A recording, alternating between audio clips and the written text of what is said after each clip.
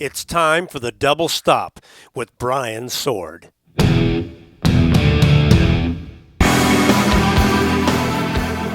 Welcome to the Double Stop. I'm Brian Sword. On today's show, I'm talking to guitarist Rowan Robertson. Now, Rowan had a lot of buzz in the early 90s when he joined Dio's band when he was only 17 years old. Now, I think that record is a bit of an overlooked gem, but I don't think it met the expectations of what Dio was looking for at the time, so he very quickly shut down that band and went back to Black Sabbath. And Rowan had a bit of bad luck after that when the album he made with Oni Logan got shelved by Atlantic Records. It was originally recorded as Violet's Demise and then later released as Logan Robertson Revisited. As you'll hear in the interview, he's had lots of projects since, but I still can't help but feel that he hasn't had the success he deserves. This week is the story of Rowan Robertson, a guitarist who's made one of the best records you've probably never heard.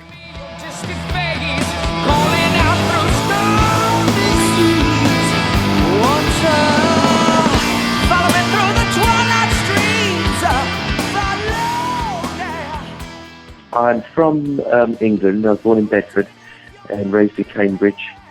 And as far as a musical family, I don't really know of any musicians that were in the family. I think my granddad might have played a bit of piano, but my dad had a guitar sitting around the house when I was a kid, which I picked up, and he thought I showed promise on it, so he got me lessons by probably 8 or something, and I started off playing folk guitar and finger picking, and then when we moved, he got me lessons doing classical with a teacher in Cambridge, classical, simple bits of classical folk, and then I got into rock music when I saw. Well, I had all the Beatles albums, listened to the Beatles, I love the Beatles, and then got into rock guitar when I saw Hendrix doing Johnny B. Good. And then I got an electric guitar probably about 11, and the first electric guitarist I was really, really into were Brian May, Gary Moore, obviously Hendrix, and Billy Gibbons, Clapton, the little bits that I'd seen on TV, and then I got into shred guitar, and then at AC/DC, and then I got into the metal bands like Anthrax and shred guitar, Yngwie, and of course Eddie Van Halen, Steve Vai, and then I had lessons from a teacher in Cambridge who taught me to do the shred stuff. Phil Hilborn, who's still quite a well-known English rock guitarist. He plays for We Will Rock You, and he just taught me the Yngwie stuff. And then I got the gig with Dio at 17. Yeah, and that's a story I'm sure you've told 1,000 times, and we'll get to that one. But when you started playing the electric guitar, did that classical and acoustic background, do you think that really helped you learn the instrument, or was it a different beast altogether? That's a good question. I think as a guitarist, I'm very, very influenced by my beginnings as basic classical and finger picking. The teacher that taught me that stuff, he wasn't a rock guitarist, so he didn't have a very natural sense of rhythm. So he was more of a guy that used to read music, and so most of the rock guitar that I learned, I actually learned from records, from working, slowing records down and stuff. Most of the rock guitar from listening to it, and so they've always been quite separate. So I learned the rock guitar sort of stuff, I think, just myself really. And then with the help of Phil Hilborn later. But the classical stuff, I think, made me learn the neck and understand. I think from my guitar lessons, I had quite a good understanding of music theory. they're still pretty distinct areas of my playing where I sometimes feel more comfortable to play stuff which is a bit polyphonic, where you where you left hand you play the bass and you play melody as well. That's quite natural to me to do that kind of stuff. And the chunky sort of riffing is another thing that I can do. I don't know if that really answers the question, but it's an interesting question because they are very different ways of playing. Do you play? I play a little bit. I'm more of a bass player, actually, but Okay. Oh, I dabble in a lot of them, a lot of different instruments. Now, right. When you started playing electric, how old would you have been at that point? Probably about I want to say 11. Okay, so you start at 11 and you start playing shred. It must have been within a couple of years, and by the time you're 17, you're auditioning for Dio. So that's a pretty rapid growth, I'd say. Can you walk me through a little bit of how that happened? Yeah, sure. The first electric guitar solo I learned was from Status Quo, that English band Status Quo, which was very 12-bar blues. And a friend taught me that. And then I did a Brian May solo after that. And I really wanted to be able to, as soon as I heard Yngwie, I just had to play fast, and I didn't know how he did it, and it just was one of those, real unattainable goals or whatever. And Phil taught me how to do that. And how old would you have been then when you're dabbling in shred? I think was when I actually got that technique. I spent a summer at home, summer holiday at home, watching the Paul Gilbert instructional video, and that was that first one. That was the real clincher that got my speed together as well. And that would have been at about 16, I should say. Yeah, so it wasn't long after that I sent the tape to Dio. And did you have bands in that time as well? Yeah, I was in a band in England called Indiscretions, and we were sort of the flavour was that rock meets funk thing at the time, like Living Colour and Faith No More. That was the hot sort of sound at the time. So that was what we sort of did, a bit funky, but with some metal in there. Can you tell me how you got that Dio gig? What, as a 17-year-old kid, what made you think you had any hope in hell of getting that gig?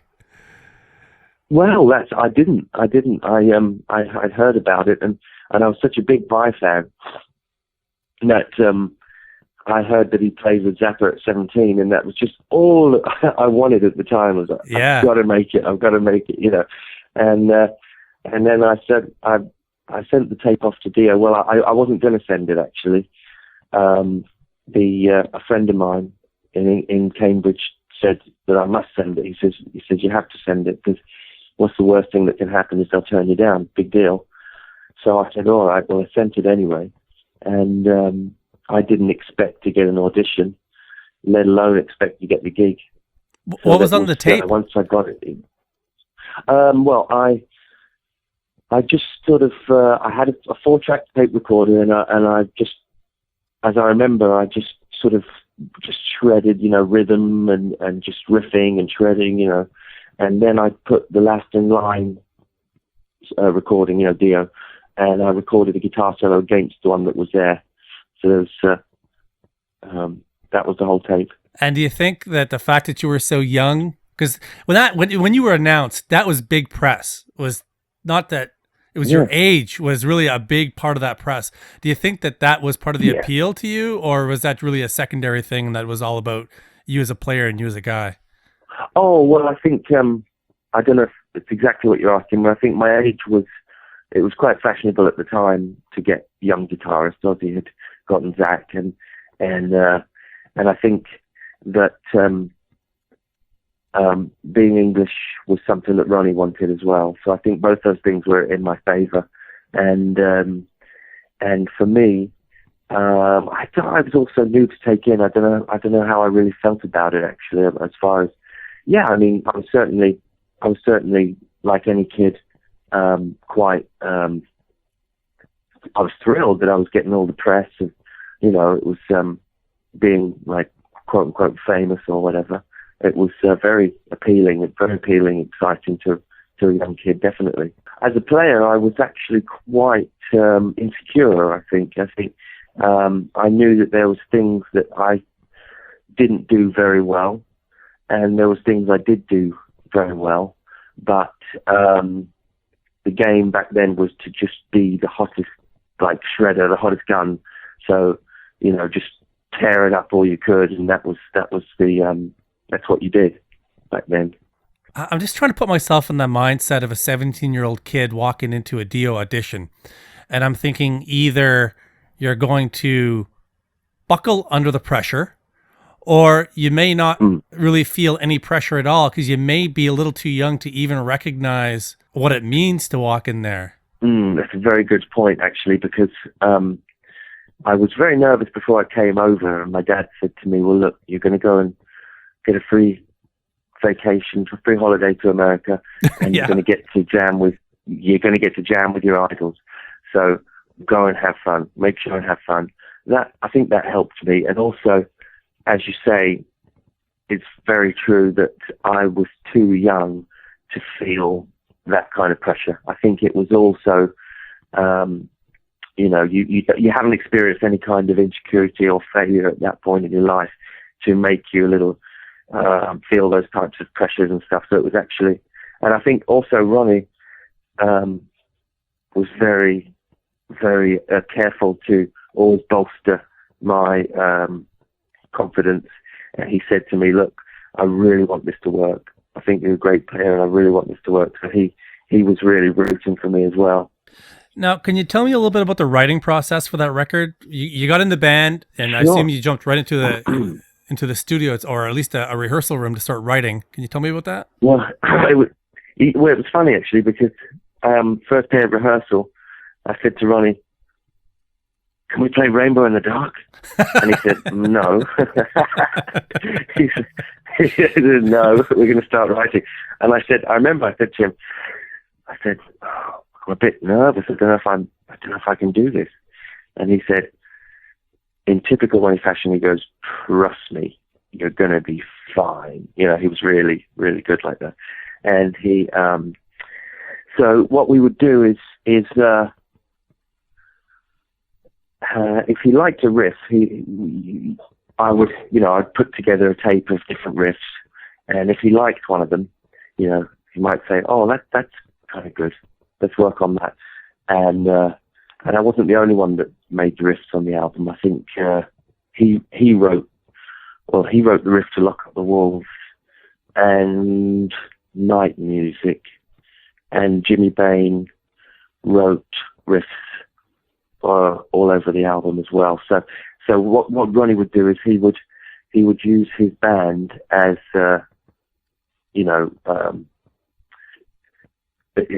taking ideas and listening to everyone, and then we'd jam out a riff and maybe look for a change for it. And he'd say, "Has anyone got any ideas for a change where we could go?" And just by steering the ship that way, he would get what he wanted to hear, and it was pretty difficult at times. I mean, he was, I think he was under quite a lot of stress himself from a changing industry, and the pressure to be the same or to try and change his sound a little bit. So at times he was very optimistic and satisfied with the way that rehearsals were going and the songs. And at times I know he was a bit frustrated, but I was so young and I wasn't really in the headset of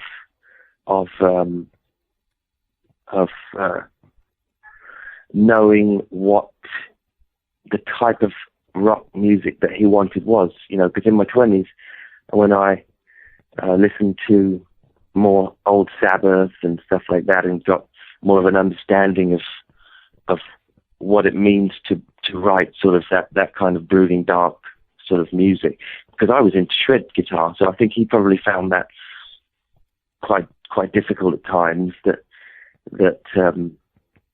I wasn't perhaps, understanding of quite what he wanted to do.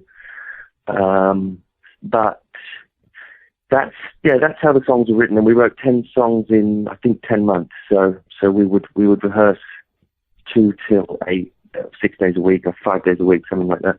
And if we felt we were sort of, bashing an idea over the head, with no results, we'd just take a break and go to the pub. Ronnie was great like that. Like I went back and listened to the record, and I really liked the balance between, there's a real balance between the Sabbath doom kind of riffage and then really complicated, I don't want to say shreddy, but definitely more complicated riffs that and it kind of meshed together really nicely, I thought. Right. Yeah. Was that the goal? Well, it's a lot of people really like the album, and there's some people don't. So I think it was a bit of a departure. And as for the goal, my only goal was to what I liked was that I liked that Hendrix and Van Halen sound, which had its roots really firmly in blues. So I would make sure I got like my phaser on there and some really bluesy stuff, because that's what I liked. But I think that's what I wanted to do, and I wanted to find some good riffs. I was really proud of the Hey Angel riff, the Wild One riff, and the Between Two Hearts. I thought I'd really struck on something that I felt that was my sound sort of thing, and that's what I wanted to do. And Ronnie, I couldn't answer that question for him, but I know he just wanted to make a great Dio record, and he'd say, if it's Dio or not, if you can imagine front row, fists in the air, however he put it. He really, perhaps I'm giving too much away there, but he was certainly looking for a sound. When the album came out, what was the response like for it? I think it was pretty lukewarm, actually, because Soundgarden were already coming out. I remember hearing tapes of them, and I think on the tour they were getting not full houses, and it didn't sell. I think it sold somewhere near gold, I think. But at the time, the interest in the industry had already shifted away from that kind of music and onto the new sounds that were soon to take over the industry, new bands. It's interesting because being in Canada, my perspective on some of these things are different, because for me, when that record came out, there was a lot of hype and a bunch of my friends loved it. So I thought it did well. It's a little different up here than it is down in the States, I think, in terms of how you perceive these things. That's a good point. Yeah, I hadn't thought of that.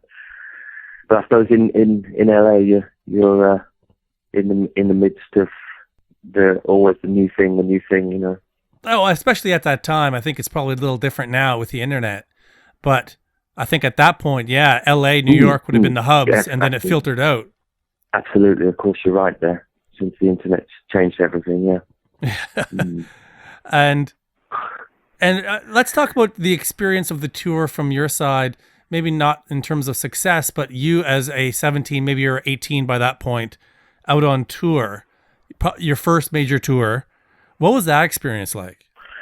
I think it was pretty easy, actually, for me. I think a lot of fun. And we were traveling well. So, in a bus and hotels, and it was a lot of fun. Lots of partying and all that stuff as well. And I think the whole crew had a blast and looked back at it really fondly. And how soon after the tour ended, like, was there work on a follow-up, or did he disband and go back to Sabbath right away? He was in two minds, actually, because I didn't really know it at the time, but he was had been asked to do the Sabbath reformation, and Geezer actually came out to Minneapolis and played with us on stage. And so when we got back, I think he was a bit torn about it, but of course he went and reformed Sabbath and disbanded the band. And I think I probably heard about that within, I don't know, something like a month after it or something. But as far as writing, I went over to his house once after the tour to write with him, and we worked, I think, just one or two writing sessions on a couple of ideas. But there's a tape somewhere of a couple of riffs, but that's it. There was no writing. Now, what kind of moves did you make at that point? Dio's just disbanded. What did you want to do? Well, I wanted a gig, and then I didn't get any auditions for any bands, but I decided I would put together a band, which I started doing. And then Wendy Dio asked me if I'd be interested in perhaps collaborating with Oni Logan, who just left Lynch Mob, and I'd known him. She managed Ferrari, his band, Cold Sweat. Right. And so I said, of course I was, because to find a good singer was very difficult, and singers a few, not loads of guitarists, but not many singers out there, good ones. And so we started throwing ideas around. We put together a band, and that took a long time. Took 4 years before we finished an album, which never came out. But that was it was certainly an interesting record. I wanted to get a gig, but I didn't get any auditions, so I put together a band. Yeah.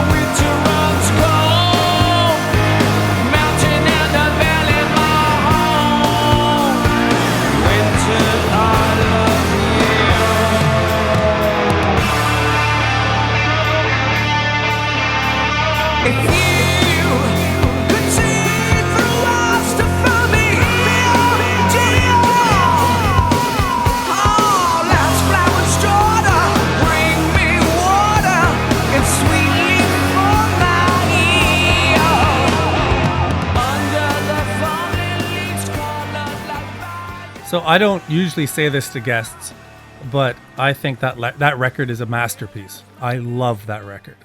I have the the Virus Mantra. Yeah, I have the revisited version. Oh yeah, that's the same record.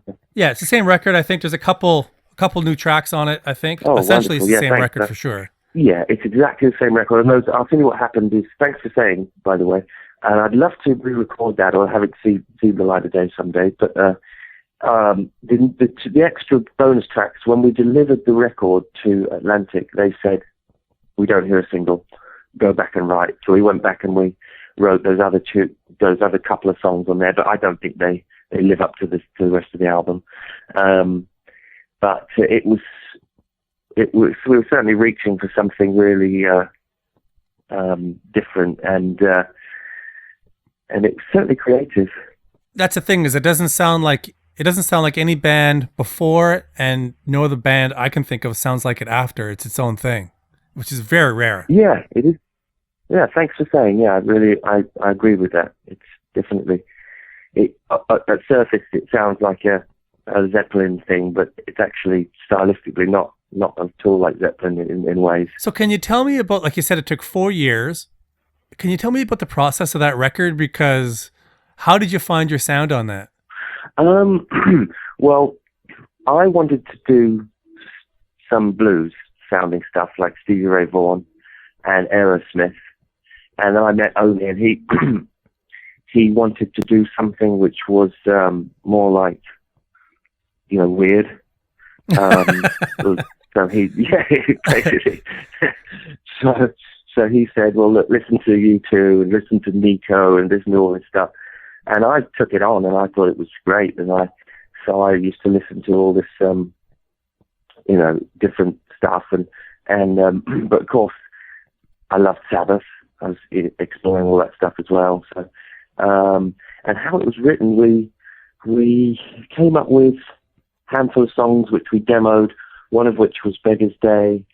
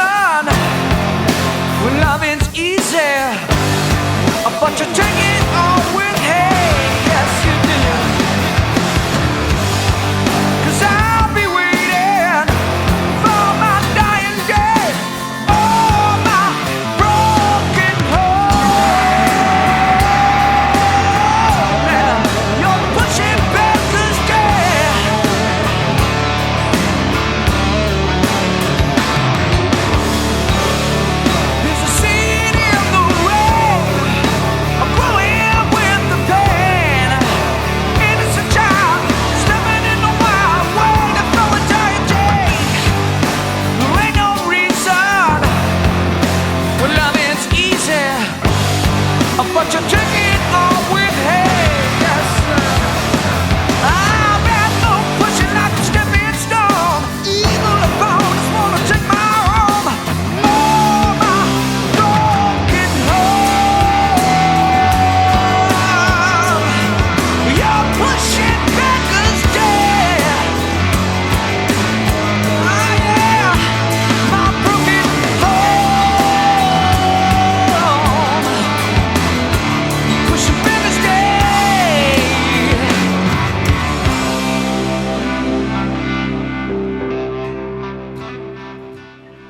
still think it's one of the strongest songs on the album. And we got a deal with Warner Chappell, publishing deal, and then we auditioned for loads of record companies, and Atlantic in the end signed us. And Dave Jordan produced the album that a friend of mine said, "Oh, you've got to hear, Jane's Addiction," and this producer Dave Jordan. So we tried to get Dave on board, and he loved it. And we wrote a long time for that album, and what's there is really the cream of the crop of the really interesting ideas. And it took quite a long time to find those. And we would all, I suppose the bulk of it is me and Oni, of course, but we would use, we would all write together in the room as well, which was Scott Coogan on drums and Spencer Campbell on bass. And it was a bit of a drawn out process in settling on that lineup as well, which was not the nicest, thing really, as it goes in music. It's always a bit of a sod going through lineup changes, but that's the lineup that amazing bass player Spencer Campbell played for Seal, and he does the Judd albums in Nashville, the Judds, and Sheryl Crow, and he's just a fantastic bass player. And Scott Coogan, brilliant drummer. He's in Las Vegas now playing for. He does the Blue Man Group at the moment, amongst and Ace Frehley, plays Ace Frehley. Oh yeah, and with Oni and Lynch Mob for a while too, all kinds of stuff. Yeah, of course, yeah. I mean, he's a well-known name, yeah. Oh yeah. But it was quite a long process, that album. And what did Dave Jurgen bring to it? He's brilliant, Dave. I mean, his work stands for itself. Obviously, he's quite a legendary producer, having worked with Rolling Stones, Herbie Hancock, David Byrne. He did some Talking Heads, I think, and of course, and he was one of the biggest producers in the 90s with Jane's Addiction and Alice in Chains. So that hard-hitting sound that Alice in Chains had is very characteristic of Dave. I mean, it just really just tears your head off what the sounds that he can get, and he's brilliant at arranging, and he's just completely creative, the ideas he thinks of, and he's very, very really doesn't want to hear anything if it's not bleeding rock and roll, so to speak.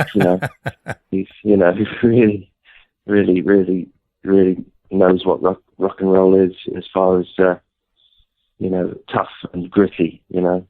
I recall seeing a Metal Edge magazine back at that time, and it had a photo of Oni, and it was like a party or something like that, with a collage of photos, and one of them was Oni, and I never would have recognized him. His look had changed so much from Lynch Mob. How much were you guys trying to fight against your past and trying to create something new in music and also in look? Well, actually, that hadn't happened really yet. I made a decision that a lot of people that knew me in the industry from Dio might not like this, because it was pretty weird, and and so I already knew that, and I think I overstretched myself as a guitarist because a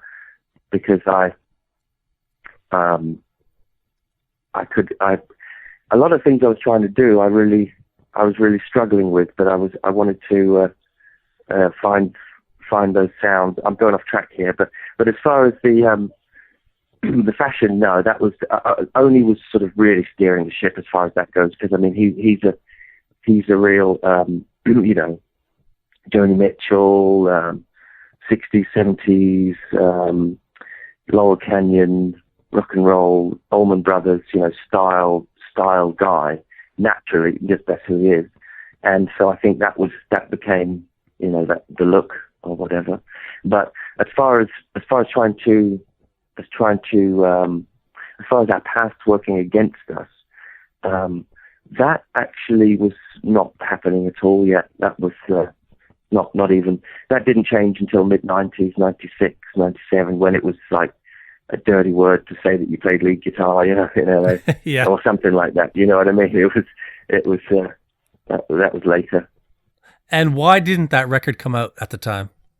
Well, I don't know exactly, because I've heard different stories, but I think the head of A&R at the department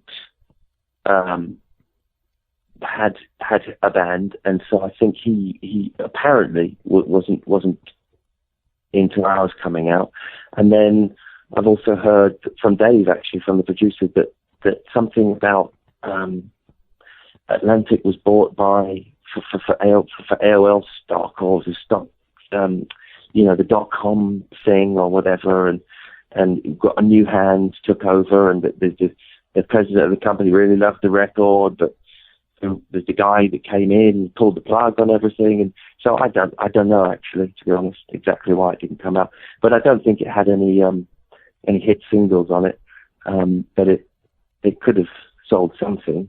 I'm sure it could have sold, something, but it didn't have, like the Stone Temple Pilots had, choruses, and it's not really a commercial album.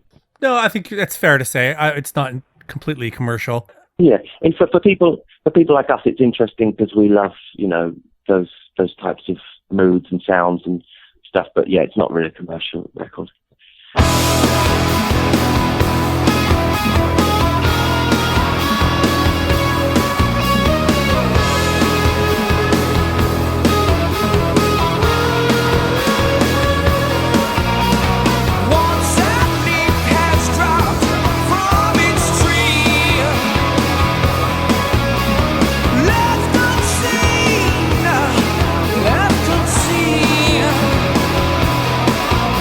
Machine head, let us go.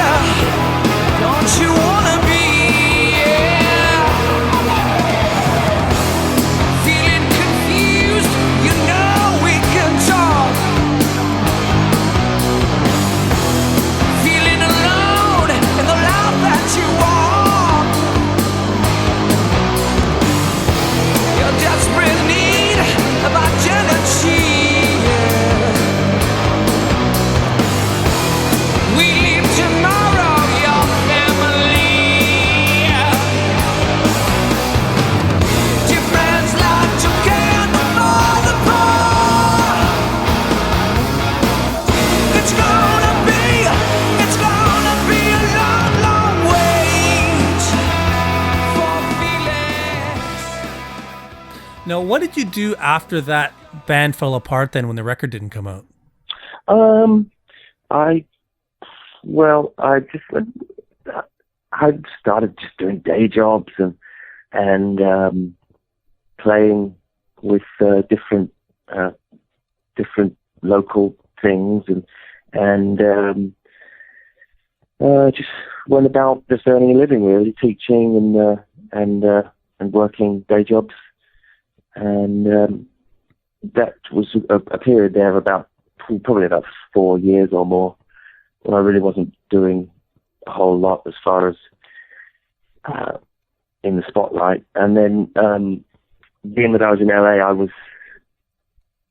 able to get some auditions for some bands in the late 90s.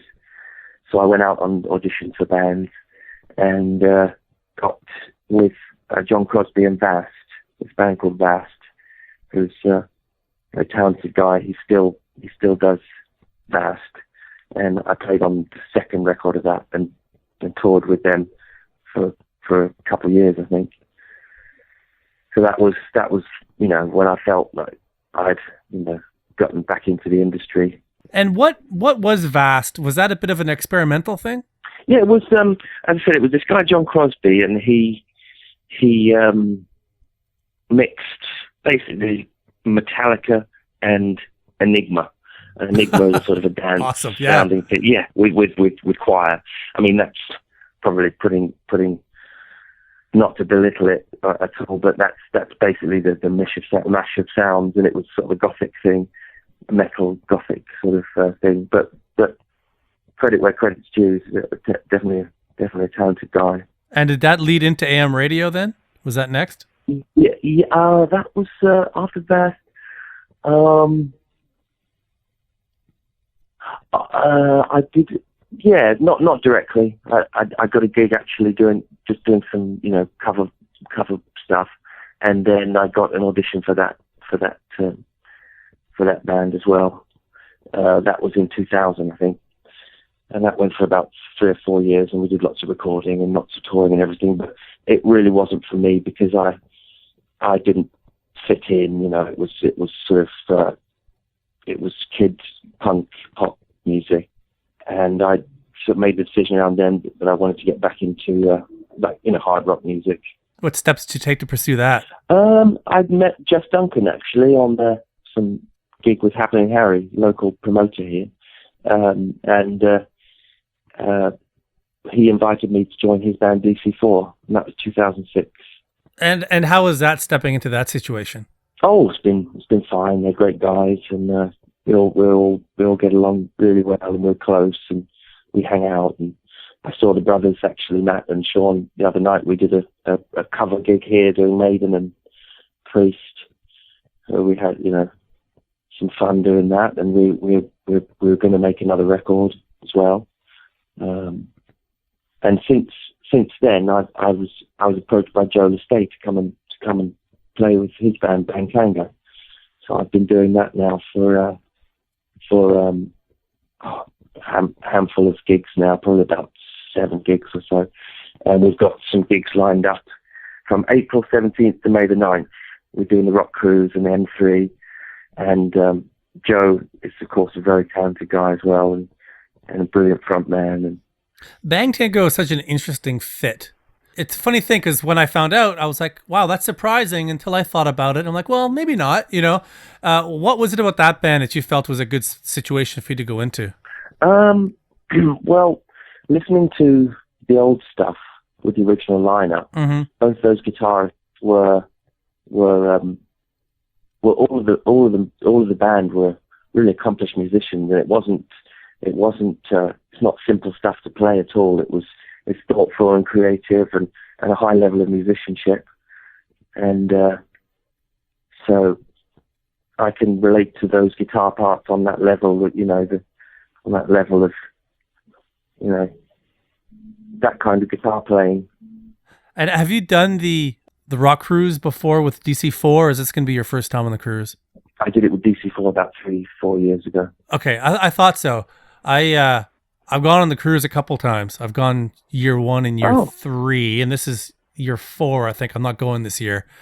But Oh, what do you think about? It's quite the experience. Let's put it that way. How is it for you to go on that cruise? Because it's like no other experience, I bet.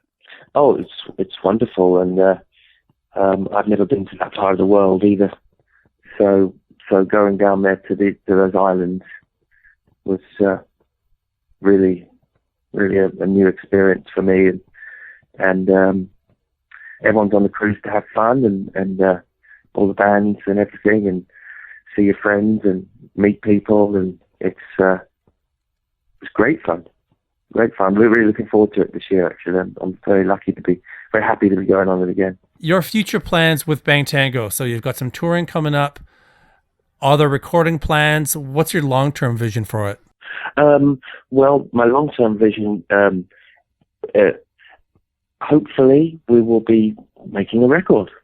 And then, at that time I'll be able to look at it and feel that, wow, I'm a part of this record, my creativity, and it'd be great. It's going to be great to.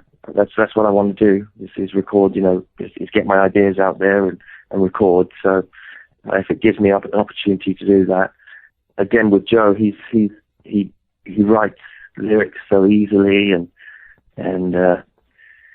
is such a charismatic partner to work with. It should be great. If I look at that band and now they've got you in it, I think it increases the credibility of the band. I would expect it's going to be like a label like Frontiers or whatnot. It would expand the horizons a little bit. Do you think you bring that to the band? I think it's pretty mutually beneficial both ways, I guess. If you say so from your perspective, I appreciate that. And I don't know, but I guess it's nice to hear that. That it's nice to hear you say that. That's all I can say, really. What kind of challenges is it when you join a band that's been around for that long, until that point where you get a record with you playing on it? What kind of challenges is it to step into a band with a 20-year history? It's been really easy, actually. Yeah, it's been really easy. Joe's been nothing but appreciative, and supportive, and they're great guys. They're all great guys, and it's a pleasure to be around them. So it hasn't been any challenge at all, really. I mean, it can get a bit tiring, but that's when you're touring on the level of doing it in a van or whatever. I think that's difficult for musicians, especially when you're not 20 anymore. Yeah, that's right. I know. Exactly. I know. Yeah, that's right. It's one thing to be 20 and crashing in the back of a van, but at our age, it's not quite as appealing. But we still do it because we love it. And for DC4, you say like you're still in the band and it's still active. What are the future plans for that band? Well, Jeff is in Vegas now, and Jeff's basically writes the music for DC4, and is quite comfortable writing the songs. I think on the first record I had some input. It's not that I can't have input, it's that he writes the songs and would like input from the standpoint of being able to have ideas which could augment his songs, but it's not something that I've ever had a big role in the writing of. And he's in Vegas at the moment, and he's written, I think, nearly a full album. And when it comes time to record, I'll be there to do my parts and solos, and we don't work a lot. I mean, we get a gig here and there, and everyone's got to earn a living, and he does a lot of playing in Vegas. So we will be doing much the same with this record, making new record and play some gigs. Now, if I recall correctly, maybe a year ago, did you do a gig with Dio Disciples? Yeah, I filled in for Craig one time because he was in Russia, I think. And how was that experience to go back and play that music again? Yeah, I feel it was great. I mean, it was wonderful, and I really appreciate being warmly received, and I love all the guys and everything. And that's it. And I think I can still do the music justice. I hope I can. But that's it, really. If I get asked to do it again, I absolutely will, and it's an honor, and I wouldn't take it lightly playing his music. And was Oni in the band at that point? Yeah, Oni's still in the band. Oh yeah, I know. I wasn't sure if he had joined yet. I was if that was before he joined or after he joined. Oh yeah. And how is it to play with him again? Like, obviously you're still in touch then. Yeah. I'm still in good touch with Oni and Simon. I've don't have much contact with Craig or Scott, though it's really nice to see them whenever I see them. But I'm certainly in good contact with Scott and Oni, with Oni and Simon. Do you ever see working with Oni again, or is that just part of your past? I think somewhere, if we're afforded the opportunity to do that again, I think we both would like to. But we're realistic that in this day and age, if you're working, you're lucky. It's true. So that's the truth of it. And he's doing a record with Lynch Mob, and I've heard bits of it, and I think it's going to be a really good one. Actually, I've heard some stuff which is, and he's excited about it, and for him that's saying something. He's really excited about it because he's very, very creative guy. Only I have a lot of respect for him as an artist.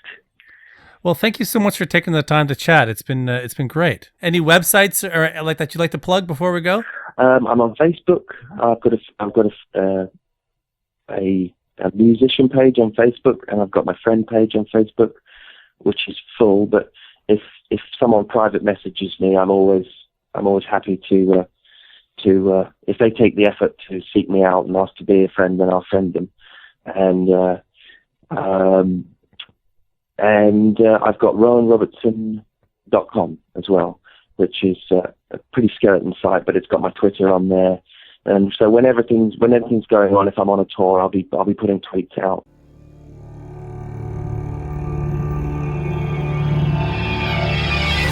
And that was Rowan Robertson. I hope you liked it. And this is Rowan Robertson and Oni Logan back together again on the Dio tribute album, This Is Your Life. If you want to reach out, you can always find me on Twitter @TheDoubleStop and at TheDoubleStop.com. I'll see you next time.